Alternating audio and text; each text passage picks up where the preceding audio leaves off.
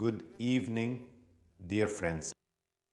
There are muscles in our bodies that stop working earlier than others. Some of them,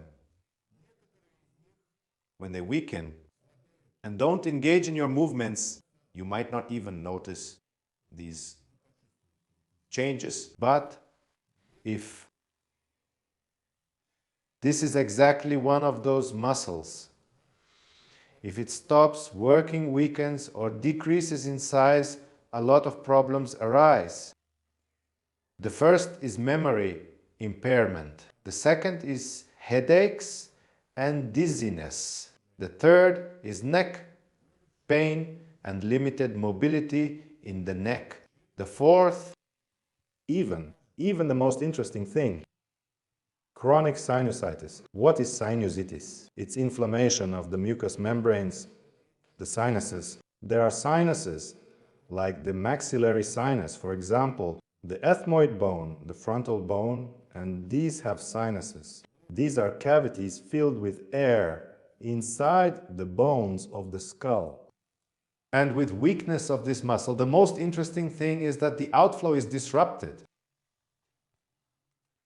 Venous congestion occurs in the mucous membranes of these sinuses, and with weakness of this muscle, the chance increases if you, for example, develop some kind of sinusitis, inflammation.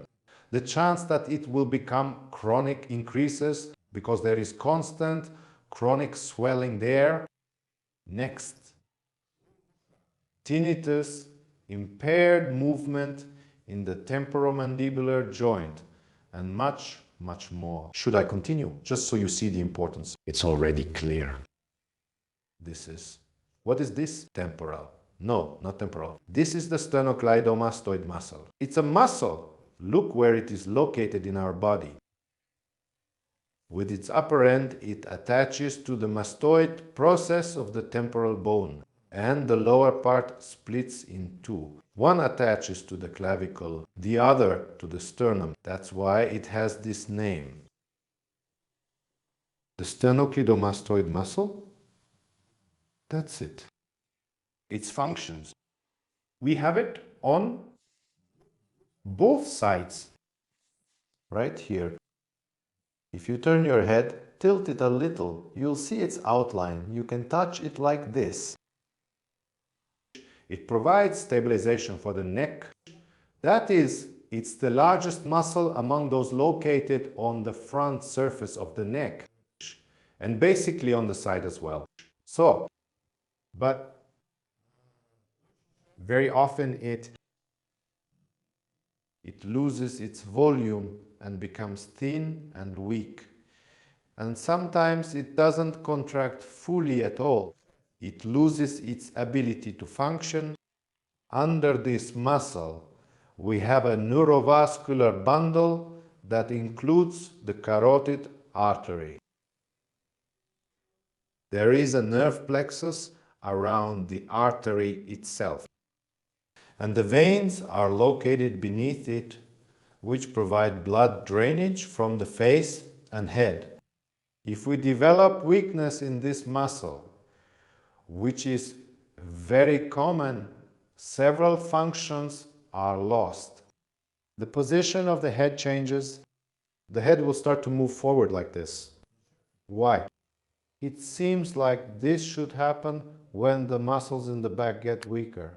That is, we have the long neck extensors right here.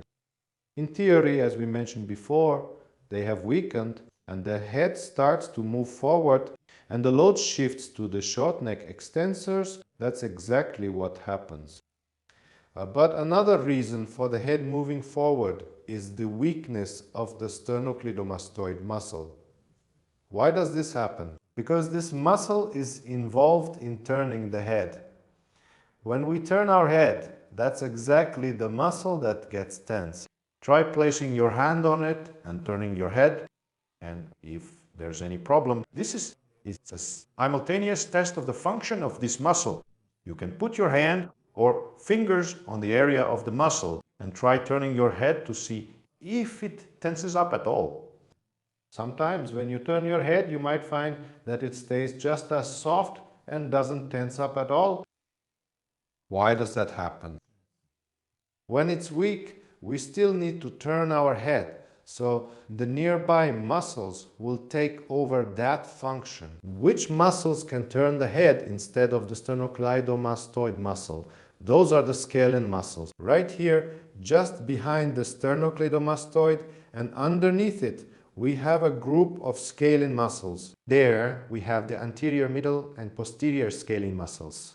This rotation can be done by the anterior and partially the middle scalene muscles.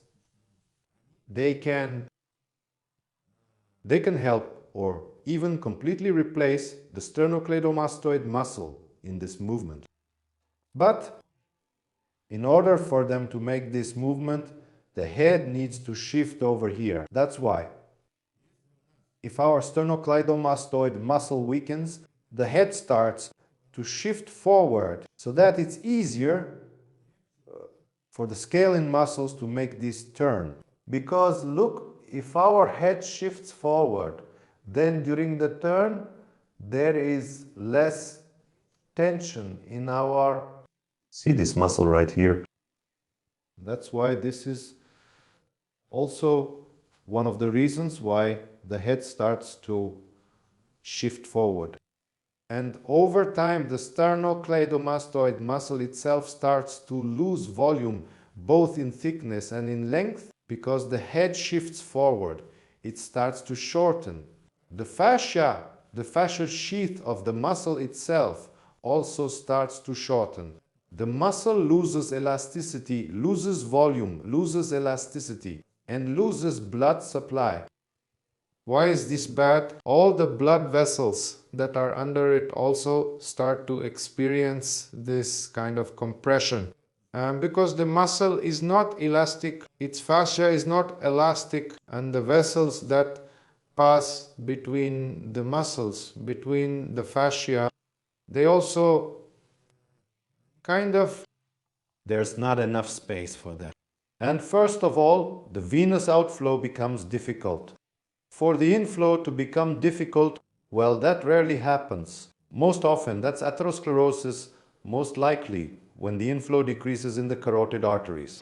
But the outflow, that's common. So, difficulty with venous outflow due to weakness and shortening of this muscle is a very common cause. The scalene muscle is overloaded due to weakness of the sternocleidomastoid muscle and begins to compress the neurovascular bundle that goes to our arm. So, there is a large group of nerves there. The strength of our arm depends on this gap between the scalene muscles. If a nerve gets pinched there, no matter how strong the muscle in your arm is, it won't be able to generate force and will gradually start to atrophy. Numbness, loss of sensation, and pain in the arm can also be related to nerve compression right here in the neck area. So, friends, here's what we have. A weak sternocleidomastoid muscle. Sometimes it happens that it hasn't tensed even once during the whole day. Signs of its weakness are headaches and dizziness.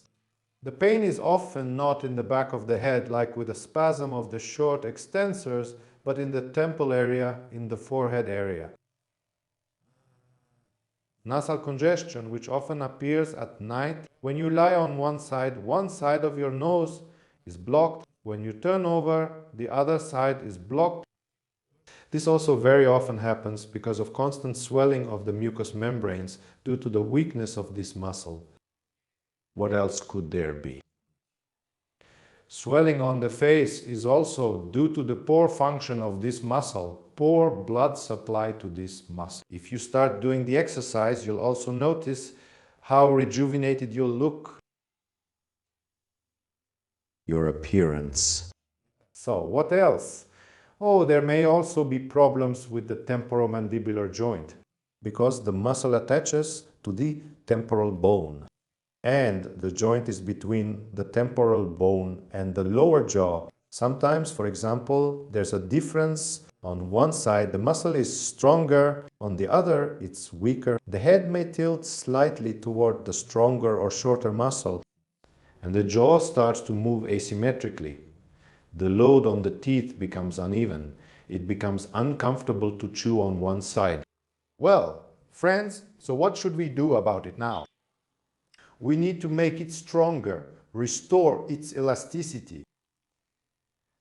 Well, that means we can even make its fascia a little bit longer and improve the blood supply to the muscle and make it so that it starts working again during movement and, most importantly, works during rotation. Check again if it works for you during rotation. Compare the right and left side. Sometimes when you turn your head to one side, you feel tension right here. Look in the mirror. When you turn to the other side, it's soft. It doesn't work here. Why does this happen? You'll find out now. Let's start doing the exercises. So, the first one, there's another test. Can your sternocleidomastoid muscle perform its main function? Is it strong enough? Can it support the weight of your head? Here's the test. You lie down on the edge of a couch or bed. Let your head hang like this and hold it, and then, for a few seconds. If you can hold it like this for 15 to 20 seconds, then it means the muscle can function more or less properly. You can start doing other exercises, but if you're lying in this position and after about 10 seconds your head starts shaking like this and you can't hold the weight of your head, then you need easier exercises. So, something like this. The first one is, similar to this. You lie down. Not quite on the edge anymore. Lift your head. Turn it to one side so that your sternocleidomastoid muscle is working. And in this position, hold it for about 10 seconds to start. Hold it, that's it, relax. Turn your head to the other side. Lift it, hold it, relax. Next, you can use a pillow or a bolster, a small one.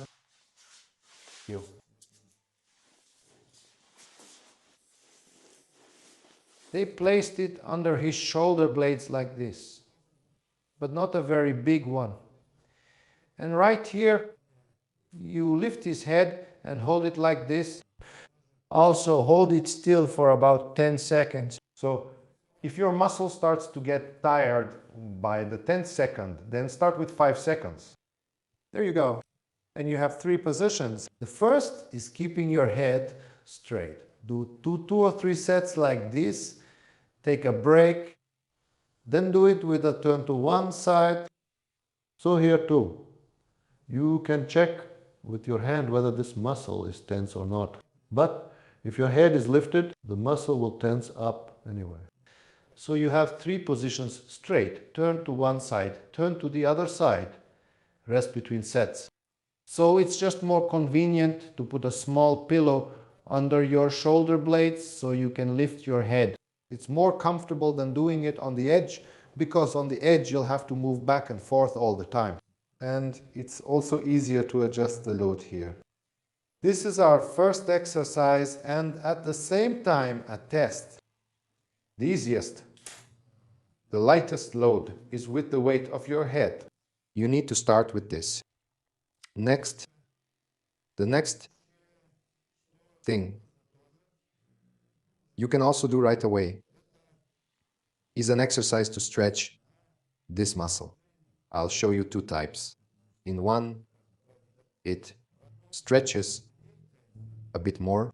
In the other, a bit less. Choose depending on how you feel. Well, first you can try it. The exercise itself looks like this. You put 2 fists down and place your chin on your fist.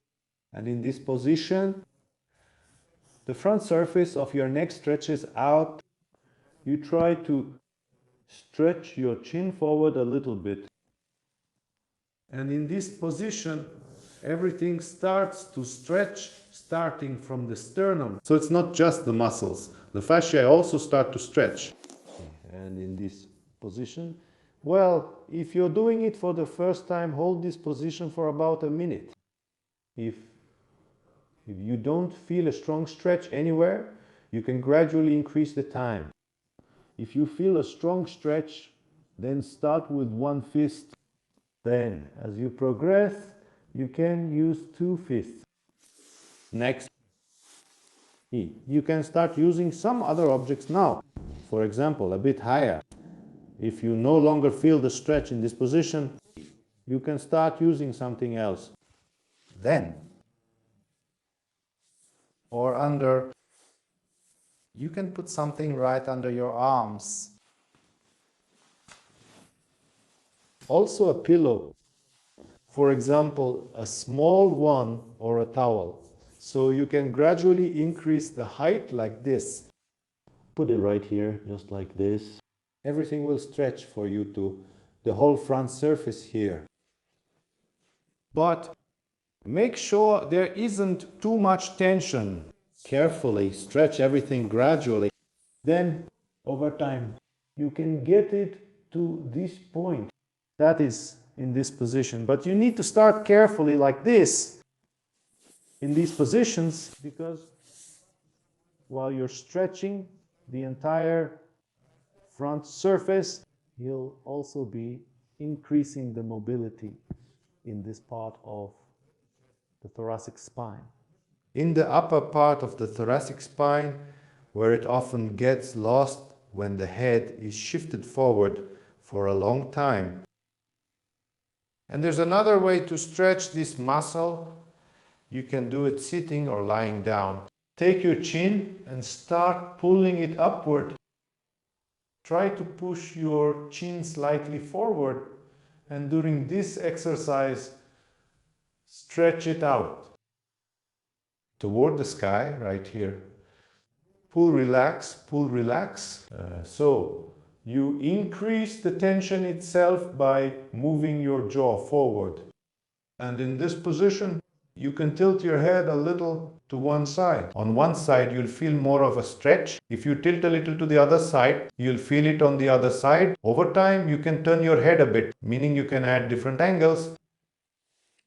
This is how we eliminate the effects of shortening, the consequences of prolonged forward head posture.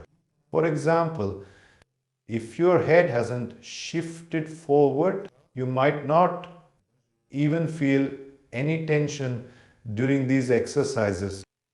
And now, the next stage is already when it becomes easy for you to hold your head.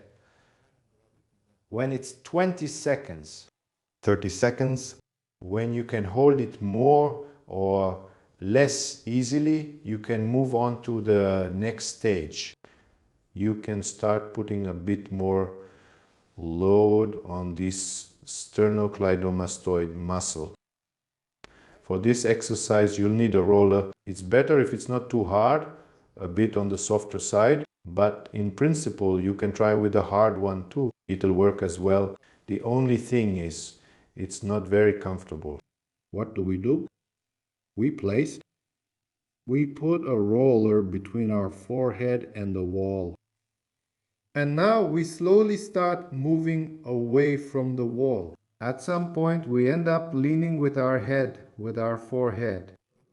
At some point, you'll feel your neck muscles tense up. And here, depending on your fitness level, depending on the strength of your muscles, you choose your position and distance. Because you can stand quite far, for example, and in this case, the load on your neck muscles will be much greater. It will be quite hard to hold here. So you need to find a position where you feel that you have to put in enough effort to maintain this position.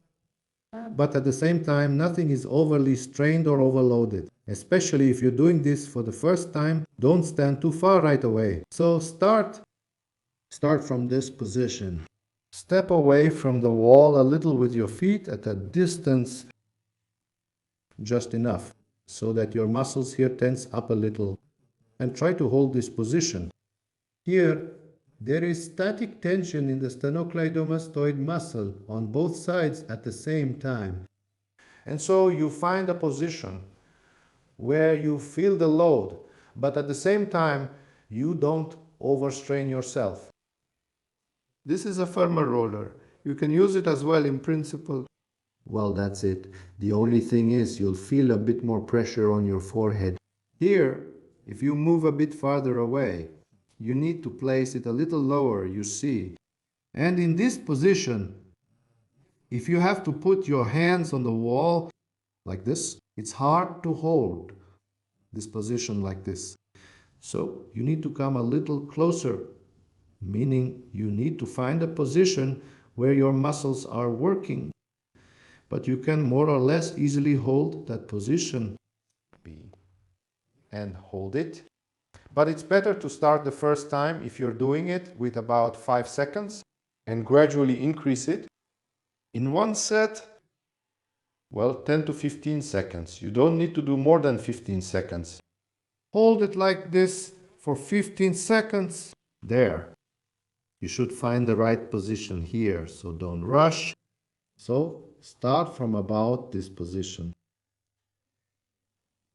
Then you can gradually increase the distance. Place your feet farther from the wall. Further. In this position, you can now start to turn your shoulders a little bit. To one side, to the other side, to one side, to the other side. This way, the load on your muscles increases. Also try it. Don't rush right away.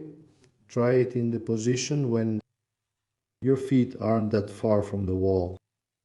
There. So that your neck muscles can handle it, so nothing gets overloaded. After that, you may notice how your sternocleidomastoid muscles have tensed up. The only thing is, don't rush to increase the load. Pick a position where, after you finish, your muscles won't be overstrained. So there's no need to rush and move your legs far away. That is, here you stood up, you did it half a step away from the wall, and just stand in this position. Then that turns to one side and to the other.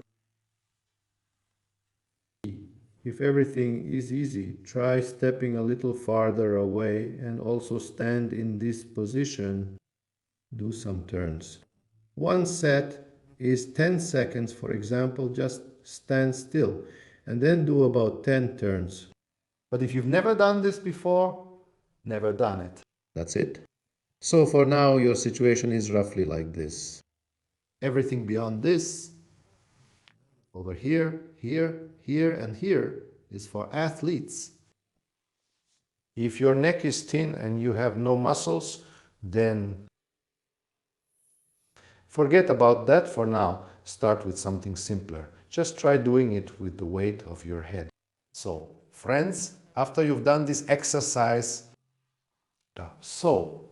we've both stretched the muscles and given them some load. After that, go to the mirror. You'll notice that the position of your head has changed, meaning it's moved back a little. And here you can see the outlines of the sternocleidomastoid muscles. That's already good. So friends, these exercises in a light form using just the weight of your head. It can be done with a slightly harder workout one day and an easier one the next day. If you do more difficult exercises with a roller near the wall, initially do it 2 or 3 times a week, which is enough. If you're only using your head's weight, you can do it more often. More serious load should be done less often so that your muscle has time to recover. Well, my friends, We do sports, we help our parents. See you in the next episode.